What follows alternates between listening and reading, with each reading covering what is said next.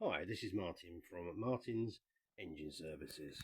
Here is a short video about my father's ML7 lathe. This was purchased new in the mid-60s from Norman Mole & Co.'s in Watford, Hertfordshire, and it's been a very good machine which has survived many years of use and has done some exceptionally high quality work. It came from myford with a range of accessories which included the clutch assembly, extended cross slide, fast feed for the tailstock, and a fine feed handle for the lead screw. The additional gearbox here was manufactured by my father some years ago to provide a fine control for gear cutting, screw cutting, and general fine controllable speeds on the lead screw. The tool post has been modified to take a standard quick release tool post, which speeds up operations rather than the old conventional put the tool in and spend some time adjusting it feature.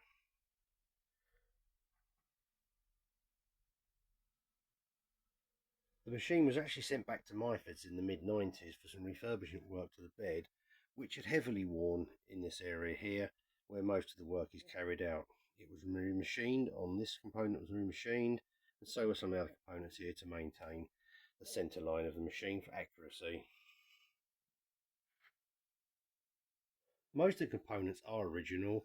It's had one or two minor repairs along the way. The particular problem here is the thread wears in here, which have been replaced. A couple of bushes in here, and one of the pulleys in the headstock unit had actually worn out from thousands and thousands of hours of work. Moving on now to an exceptionally rare machine, the Murad Cadet. This was manufactured by the Murad Engineering Company of Watford sometime around about the early 60s.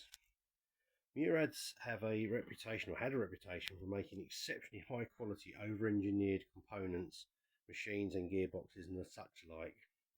And in fact they at one point were actually proposing to build a car, which, and I believe the prototype was featured in one of the car magazines, maybe Practical Classics or similar, a few years back.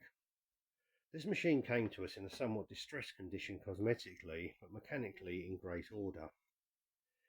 The whole machine is exceptionally well made, featuring a lot of exceptionally heavy and rather well made components, such as the strength of this tailstock assembly, and as you can see the width of the bed here is quite extreme for a lathe of this size.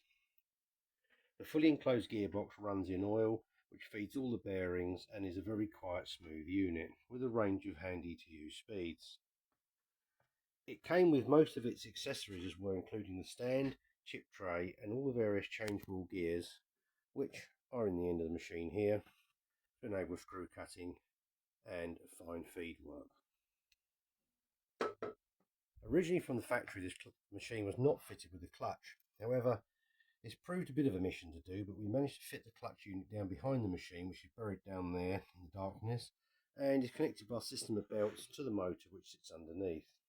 The clutch control lever is fitted here below the bed, right next to the power switch, so you can stop the machine quickly should you require. The only problem we had with it when it initially arrived, and the only damage, was the gear which is inside the feed here for the powered cross slide.